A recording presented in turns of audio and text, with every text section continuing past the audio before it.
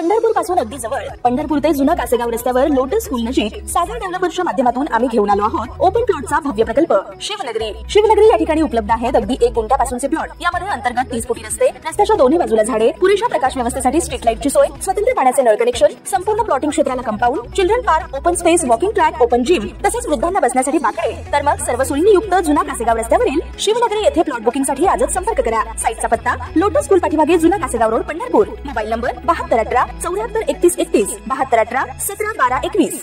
महापालिका, नगर परिषदा, नगरपंचायती व औद्योगिक नगरीसाठी सार्वत्रिक किंवा पोटनिवडणुकीत राखीव जागावर निवडून येणाऱ्या उमेदवारांना जात वैधता प्रमाणपत्र सादर करण्यासाठी 6 महिन्यांची मुदत देण्यात आली आहे।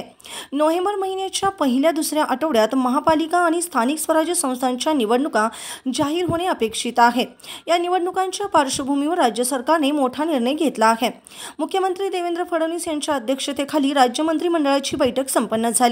या बैठकीत गृह विभाग, सामान्य प्रशासन विभाग, ग्राम विकास विभाग तसेच विधी न्याय विभाग, महसूल, नगर विकास आदी महत्त्वाच्या विभागांचे निर्णय घेण्यात आले। निवडणुकांना डोळ्यासमोर ठेवून राज्य सरकारने निवडणुका आधीच कास्ट व्हॅलिडिटीचा विषय निकाली काढला आहे।